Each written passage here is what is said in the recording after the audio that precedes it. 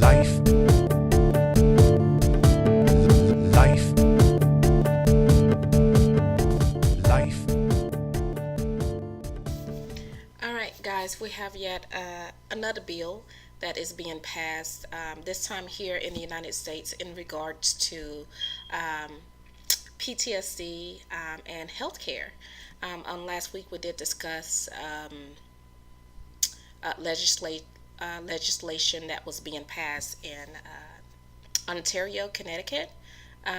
However, this week there is a bill that has just been passed in Hartford, Connecticut, um, for police officers that unfortunately suffer PTSD in the line of duty. Um, what I want to talk about today, guys, is the cost of PTSD. Um, if you think about the thousands of veterans that have fought wars, that have given up their own liberties so that they can make sure that that our country as a whole is safe and secure. And think about all of those that have to see things that many of us will never ever see or and will never really want to see.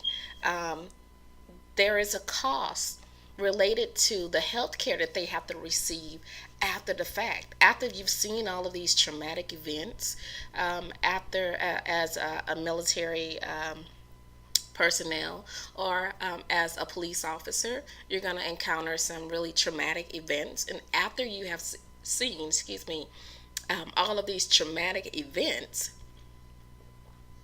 there is a cost that comes right along with that health care that you have to receive, that ongoing health care.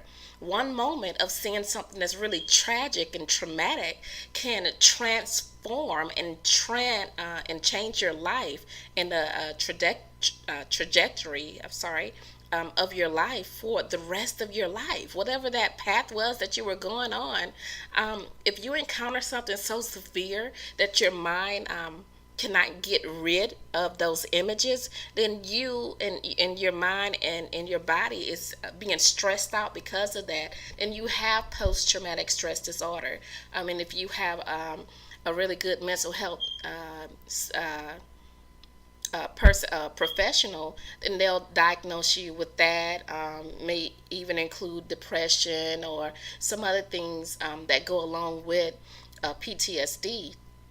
Um, but then there's a cost. There's an ongoing cost because for some of us, myself included, I have been living with PTSD for over 15 years now.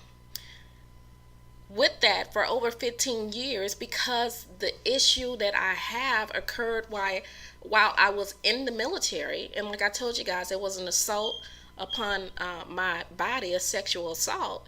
Um, the military discharged me. They found me unfit for duty. They had to discharge me. I was no longer able to perform the job that I had signed up to do, or really any other job, because of the mental illness that had taken place and taken precedence in my life at that time. Um, so for um, 15 plus years, I have been receiving the benefit of uh, veterans disability through the VA healthcare system for 15 years. I have tried to work jobs and get off of PTSD, and that's something that will, I mean, I'm sorry, get off of this social service. That's what I call it. That I'm on. So we'll talk about that at another time because I truly believe that, as far as I am concerned, there will come a point in my life, and I'm really looking forward to it now because now I saw myself as a person with PTSD, and now I see myself as the person that is thriving with PTSD. Yes, I still have to see doctors. Yes, there are still different medication requirements. that are asked of me, yes, I still do experience a lot of the flashbacks and the nightmares. However, I'm still making a choice now in my life to choose to not be bound by a set income, which comes from that veteran's disability, a set income that says, hey, you can only make this much, and that's it. When I believe that the opportunity has presented itself for me to actually be able to earn my own income. Okay, but hey, guys, that's another story. What we are talking about is the cost of PTSD. So for 15 years, I have been receiving a disability from the military, from the Veterans Affairs. So if you add that cost up over the past 15 years, for some people it would seem really astronomical. But there have been many points in my life, and as I said in another previous video, it's only been the past couple years of my life that I've actually been able to function as just a regular citizen here in this great nation that we live in. But before then, I wasn't able to function, wasn't able to work, wasn't able to really get different things done. So, the disability was warrant.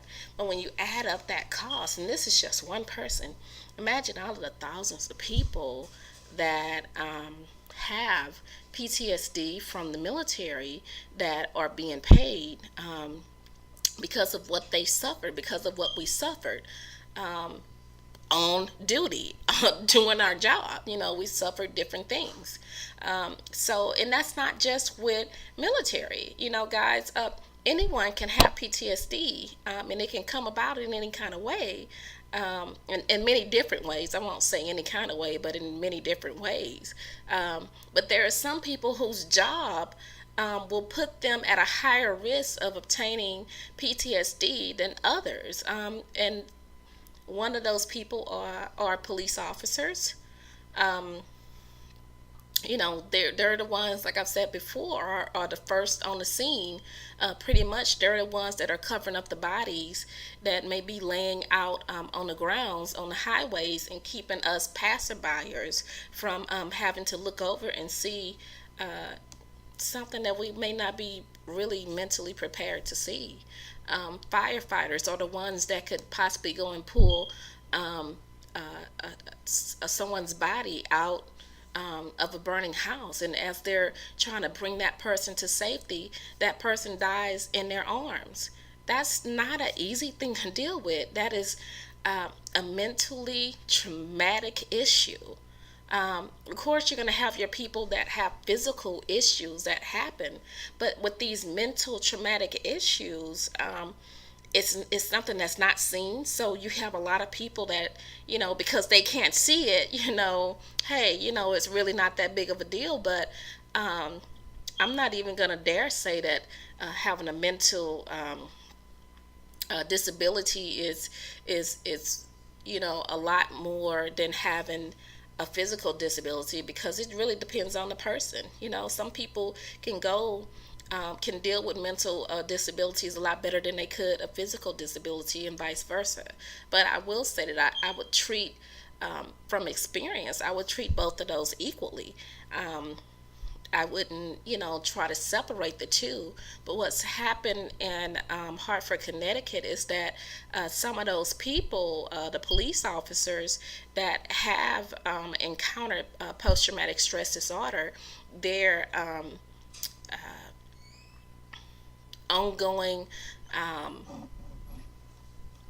what was it? I believe it was their ongoing mental health care and ongoing stipends that they received was cut short some years ago, and now you have the Democrats in that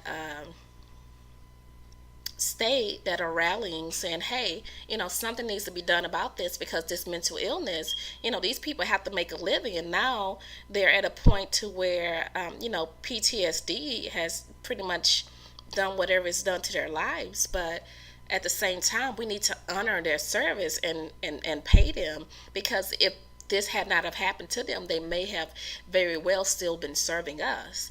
However, you have some Republicans in the state of Connecticut that say, "Hey, guys, I definitely understand. I understand that this really is a really traumatic event. However, we can't afford to pay for people with PTSD to get ongoing care. We cannot afford to pay the ongoing health care expenses, the ongoing um, uh, monthly stipends, I guess I would call it. We can't afford to do this, because if we do this, then we're going to have to fire or let go, reduce the the amount of employees that we already have, just to help and serve those that are out and dealing with mental health issues. Um, I'm on the side. Hey guys, most of you already know me. I'm not a Democrat by a long shot. That's not me. But right now, I really think the Republicans, in this instant, have it wrong. It's not about whether you can afford to pay the bills. These people have given that state, that city, that town, wherever they serve, their neighborhood, they have given a service, and in the midst of rendering that service, they were hurt in some type of way. Now, these Republicans still are saying, hey, for those that have an actual physical issue, we're going to still take care of them. But, hey, I think we're having too many people with some mental health issues, and we can't afford to do it. And I think that's just, it's wrong, guys. It's really wrong. I really want you guys to take a look and read this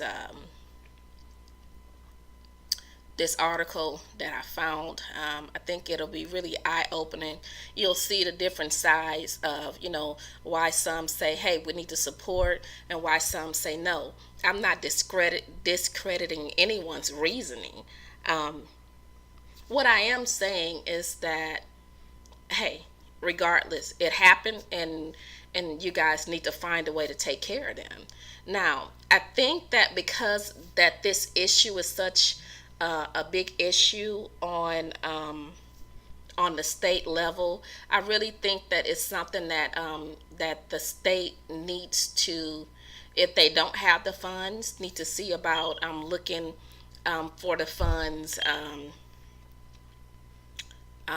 at the government level, or just finding ways that they can cut back on different things on the state level, and on the county level, and on the municipal levels and the city levels, so that they can afford to pay for the mental health care that these brave men and women rightfully deserve.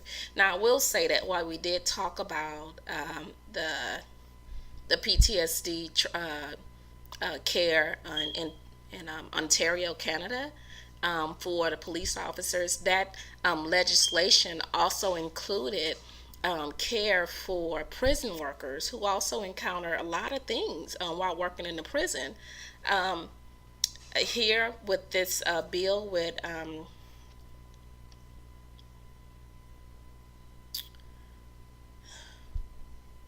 give me a second, guys. That's part of my PTSD thoughts come and go. But here in this legislation with Connecticut, there we go, with Connecticut, they're saying, hey, we're going to pass this for police officers, but yeah, let's cut out the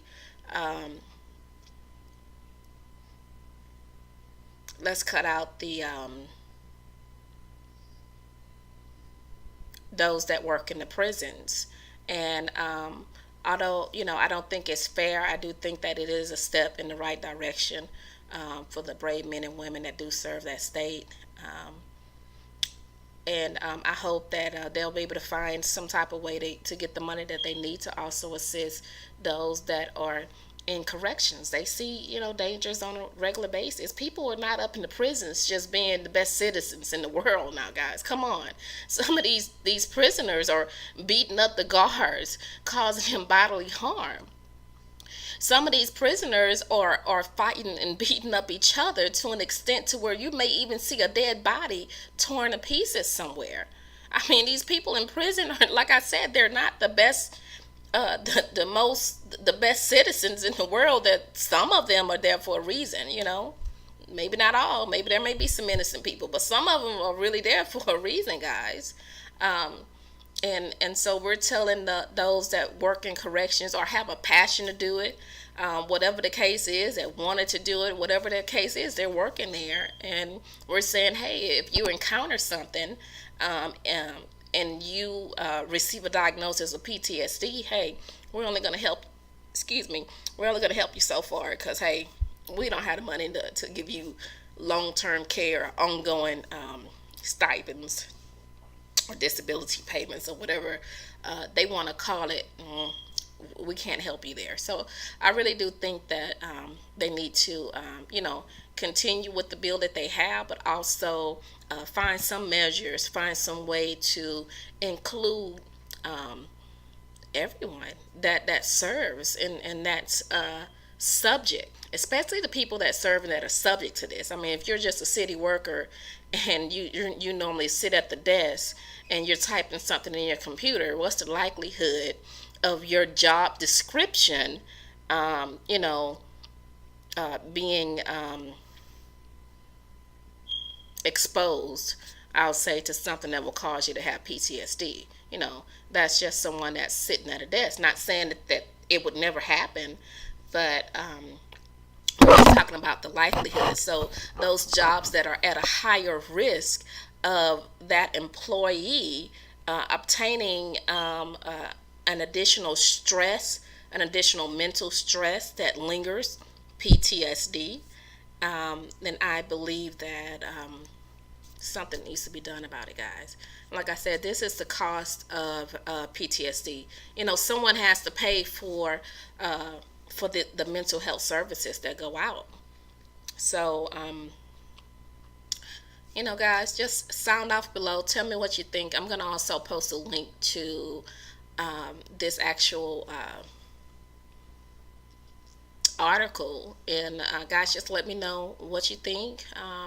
If you think that I'm right by saying that, hey, I agree with the Democrats for change, and that they should also at some point, as soon as possible, find a way to include all of the jobs that um, have a really higher risk than normal of being diagnosed with PTSD, then let me know. And this isn't, I'm not saying all police officers are out there doing things that are going to make them more susceptible to having PTSD. There's some police officers, like I said, it just really depends on your job script description. I mean, there's some police officers that are sitting behind the desk, just like the next secretary that sits behind the desk and do paperwork, you know. So what's their likelihood of actually seeing something that's on the job, that would cause them to? I think they need to have some sort of. I mean, I don't know. It may be hard to say, hey, you know, to it may be easier to just blanket all police officers with this is what you'll receive if you have an issue, versus separating and saying based on job description, because they may come into some issues there. So let me not even add that in there. But guys, I thank you so much for listening to the blog and for listening to me. This is life after PTSD, and I am living life forward after tragedy. How about you? Are you living life forward after tragedy? Are you living your best life forward after tragedy? Have you made that choice to enjoy life? Talk to you later.